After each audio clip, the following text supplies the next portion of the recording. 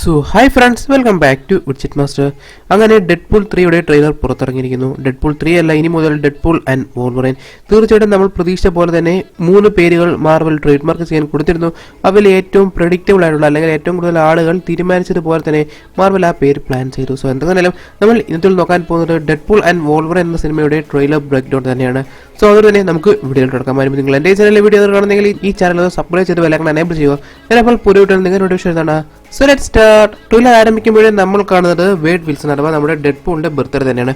പുള്ളിയുടെ ആ മുഴുവൻ ടീമും കൂടെയുണ്ട്. മുഴുവൻ ടീം എന്ന് പറഞ്ഞാൽ മുഴുവൻ ടീമും.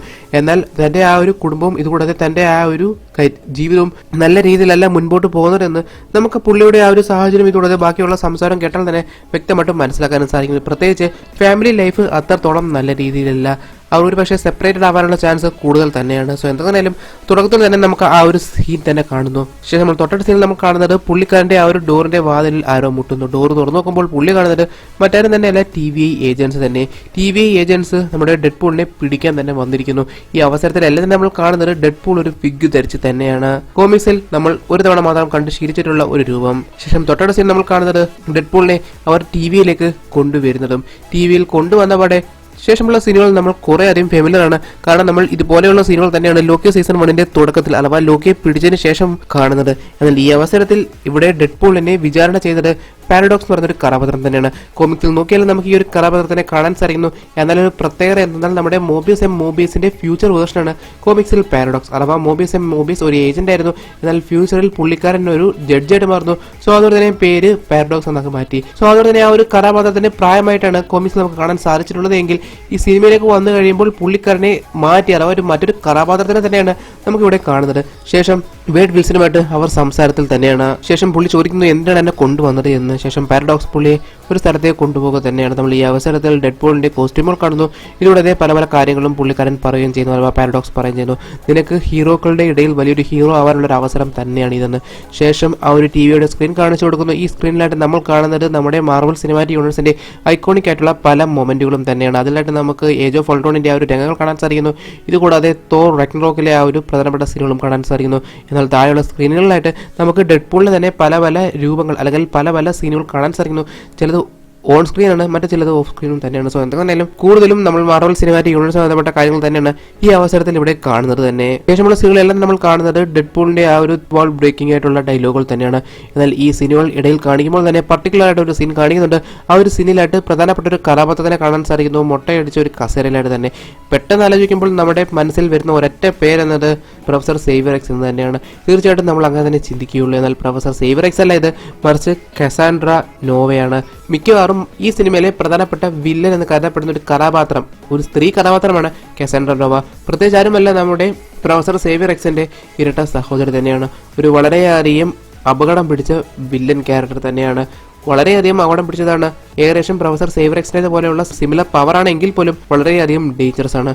ശേഷമുള്ള തൊട്ടടുത്തിൽ നമ്മൾ കാണുന്നത് ഡെഡ്പൂളിനെ മറ്റൊരു പ്രധാനപ്പെട്ട ലൊക്കേഷനിലായിട്ടും അവിടെ നമുക്ക് ഡൈനോസറിന്റെ എല്ലാം പല്ലുകളും മറ്റും കാണാൻ സാധിക്കുന്നു. മാർവൽ കോമിക്സിൽ നോക്കിക്കഴിഞ്ഞാൽ ഇത്തരത്തിലുള്ള ഏക സീൻ അല്ലെങ്കിൽ ഇത്തരത്തിലുള്ള ഏക സ്ഥലം എന്ന് പറയുന്നത് സാവേജ് ലാൻഡ് തന്നെയാണ്. മിക്കവാറും മാർവൽ ഈ ഒരു ഏരിയ എല്ലാം ഇവിടെ എക്സ്പ്ലോർ ചെയ്യാനുള്ള സാധ്യത വളരെയധികം കൂടുതലുമാണ്. പ്രത്യേകിച്ച് എന്തെങ്കിലും ഒരു പ്രത്യേക ഈ ഒരു സ്ഥലത്തിനുണ്ടോ എന്ന് ചോദിച്ചു കഴിഞ്ഞാൽ തീർച്ചയായിട്ടും ഇല്ല എന്ന് തന്നെ പറയേണ്ടിയിരിക്കുന്നു. എന്നാൽ പോലും ഒരു കാര്യം നമുക്ക് മനസ്സിലാക്കേണ്ടിയിരിക്കുന്നത് ഡെഡ്പൂൾ മാർവൽ സിനിമാറ്റിക് യൂണിവേഴ്സിന്റെ തന്നെ വളരെയേറെ പ്രധാനപ്പെട്ട പല ഐക്കോണിക് മൊമെന്റുകളും റീവിസിറ്റ് ചെയ്യുന്നു എന്നുള്ളത് തന്നെയാണ്. അഥവാ TVA തന്നെ ഡെഡ്പൂളിനെ റിക്രൂട്ട് ചെയ്യുന്നു. TVA തന്നെ ചില ഐക്കോണിക് മൊമെന്റുകൾ അല്ലെങ്കിൽ ഐക്കോണിക് രംഗങ്ങൾ ഡെഡ്പൂളിനെ കൊണ്ട് റീവിസിറ്റ് ചെയ്യിപ്പിക്കുന്നു. അവിടെ ചില ചേഞ്ചസ് വരാൻ സാധ്യതയുണ്ട്. സോ അതോടെ തന്നെ ഡെഡ്പൂൾ അവിടെ എത്തിക്കഴിഞ്ഞാൽ ആ ഒരു ചേഞ്ചസ് നടക്കില്ല.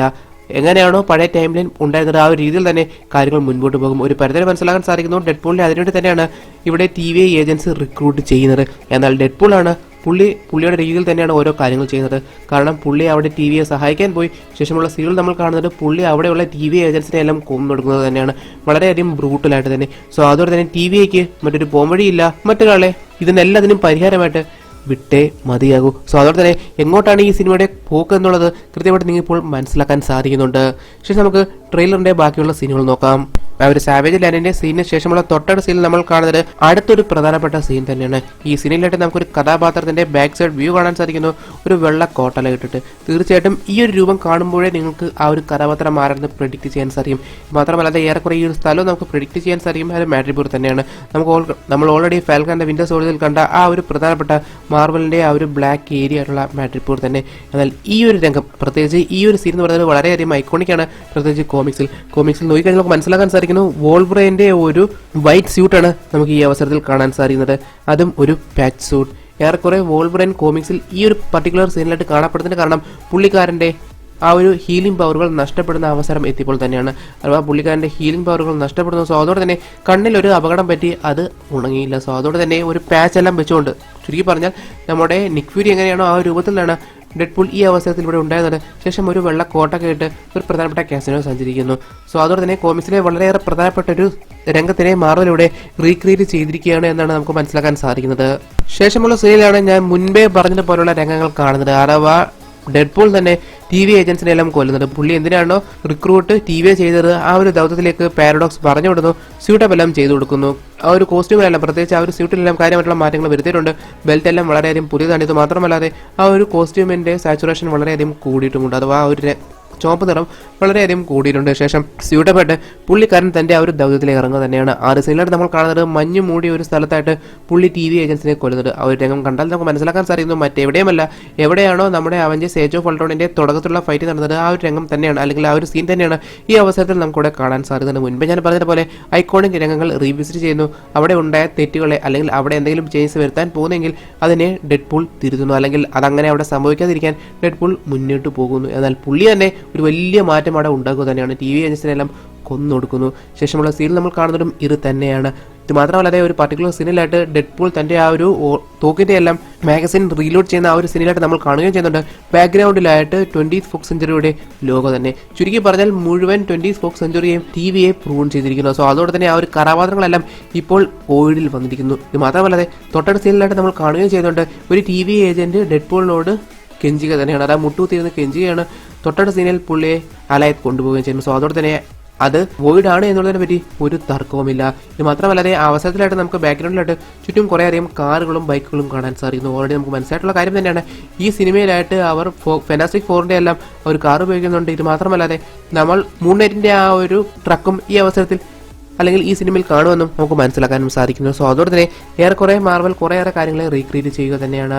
മുൻപ് ഞാൻ പറഞ്ഞതുപോലെ 20th ഫോക്സ് സെഞ്ചുറി മുഴുവനായിട്ടും പ്രൂൺ ചെയ്തു. സോ അതോടെ തന്നെ എവിടെ 20th ഫോക്സ് സെഞ്ചുറി പോയി എന്നുള്ള ചോദ്യത്തിന് കൃത്യമായിട്ടുള്ള ഉത്തരം മാർവൽ ഇതിലൂടെ നൽകുന്നു. ചുരുക്കി പറഞ്ഞാൽ നമുക്ക് മുഴുവൻ 20 ഫോക്സ് സെഞ്ചുറിയുടെ കഥാപാത്രങ്ങളെയും മ്യൂട്ടൻസിനെയും ഈ വേൾഡിൽ കാണാൻ സാധിക്കും. ഇതിൽ രക്ഷപ്പെടുന്നവർ മാത്രം തിരിച്ച് മാർവൽ യൂണിവേഴ്സിൽ പോകും. അവിടെ നിന്ന് എക്സ്മെൻസിന്റെ മറ്റൊരു യുദ്ധം ആരംഭിക്കും. ഇത് മാത്രമല്ലാതെ ഈ ഫൈറ്റിനിടയിലായിട്ട് നമുക്ക് പയർ എന്ന് പറയുന്ന കഥാപാത്രത്തിനെയും കാണാൻ സാധിക്കുന്നു. അഥവാ മുൻപ് നമ്മൾ ഫോക്സിന്റെ സിനിമയിൽ കണ്ട അതേ വില്ലൻ കഥാപാത്രം. പുള്ളിക്കാരൻ ഇവിടെ കുറേയൊക്കെ ഏജിലായിട്ട് ഇരിക്കുക തന്നെയാണ്. ഈ സിനിമയിലും ഏറെക്കുറെ ഒരു നെഗറ്റീവ് ഷെയ്ഡുള്ള കഥാപാത്രമായിട്ട് തന്നെയായിരിക്കും പുള്ളിക്കാരൻ വരാൻ പോകുന്നത്. ശേഷമുള്ള സീനിൽ നമുക്ക് കൂടുതൽ കാണുന്നതും മറ്റും അവർ കസാൻഡ്ര നോവയുടെ ഏജൻസിനെ തന്നെയാണ്. ഏറെക്കുറെ ഡോക്ടർ ഡൂമിന് തുല്യമായിട്ടുള്ള ഒരു കഥാപാത്രത്തിനെ നമ്മൾ കാണുകയും ചെയ്യുന്നുണ്ട്. എന്നാൽ അത് നമ്മൾ ഉദ്ദേശിക്കുന്നത് പോലെ ഡോക്ടർ ഡൂം അല്ല. എന്നാൽ ഡോക്ടർ ഡൂമുമായി ബന്ധപ്പെട്ട കൂടുതൽ വിവരങ്ങൾ നമുക്ക് ഈ ഒരു സിനിമയിലൂടെ അല്ലെങ്കിൽ ഈ ഒരു ട്രെയിലറിലൂടെ കാണാനും സാധിക്കുന്നു. ശേഷം ഏറ്റവും ഒടുവിൽ നമ്മൾ കാണുന്നത് ഡെഡ്പൂളിനെ ഇടിച്ച് തെറിപ്പിച്ച് വീഴുന്നത് തന്നെയാണ്. ഈ അവസരത്തിലാണ് ഞാൻ മുൻപേ പറഞ്ഞ ആ ഒരു TVയുടെ രണ്ടാമത്തെ പ്ലാൻ ബി കാണുന്നത്. അഥവാ ഡെഡ്പൂളിനെ തകർക്കാൻ അല്ലെങ്കിൽ ഡെഡ്പൂളിനെ പിടിക്കാൻ മറ്റൊരു ഏജന്റിനെ വിടുന്നു. മറ്റൊരു തന്നെയല്ല, നമ്മുടെ വോൾവറൈൻ തന്നെ. അതും മഞ്ഞ സ്യൂട്ടിലായിട്ട് ഡെഡ്പൂളിനെ പുള്ളിക്കാരൻ ഇടിച്ച് തെറിപ്പിച്ച് വീഴ്ത്തുന്നു.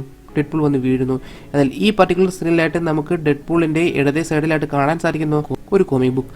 ആ കോമിക് ബുക്ക് നോക്കിയാൽ നമുക്ക് മനസ്സിലാക്കാൻ സാധിക്കുന്നു അത് സീക്രട്ട് വാർഡ്സിന്റെ കോമിക് ബുക്ക് തന്നെയാണ്. അതിന്റെ ഫ്രണ്ട് പേജിലായിട്ട് നമ്മൾ കാണുന്നത് ബിയോണ്ടിന്റെയും ഡോക്ടർ ഡൂമിന്റെയും ഫോട്ടോ തന്നെ. സോ അതുകൊണ്ട് തന്നെ എന്തിന് മാർവൽ ഈ ഒരു കോമിക് ബുക്ക് ഇവിടെ പ്ലേസ് ചെയ്തതെന്ന് ചോദിച്ചു കഴിഞ്ഞാൽ തീർച്ചയായിട്ടും വേണമെങ്കിൽ പറയാൻ സാധിക്കുന്നു മാർവൽ ഒരു ലീഡ് നൽകുക തന്നെയാണ്. എന്തായിരിക്കും ഫ്യൂച്ചറിൽ നടക്കാൻ പോകുന്നത് എന്നതുമായി ബന്ധപ്പെട്ട ഒരു ലീഡ് തീർച്ചയായിട്ടും കണ്ടു തന്നെ അറിയണം. ശേഷം ഏറ്റവും ഒടുവിൽ നമ്മൾ കാണുന്നത് വോൾവറൈന്റെ ഒരു നിഴൽ തന്നെയാണ്. പുള്ളിക്കാരൻ അതിന്റെ ഐക്കോണിക് ആയിട്ടുള്ള ആ ഒരു ക്ലോസിനെ എടുക്കുന്നു. ഒരു ശബ്ദം കേൾക്കാൻ സാധിക്കുന്നു. വോൾവറൈനുമായി ബന്ധപ്പെട്ട് വളരെ ചുരുക്കം സീൻ മാത്രമേ നമുക്ക് ഈ ഒരു സിനിമയിൽ അല്ലെങ്കിൽ ഈ ഒരു ട്രെയിലറിൽ കാണാൻ സാധിച്ചിട്ടുള്ളൂ. സോ എന്തൊക്കെ മാർവൽ കുറേയേറെ ഹൈഡ് ചെയ്ത് വെക്കുന്നു.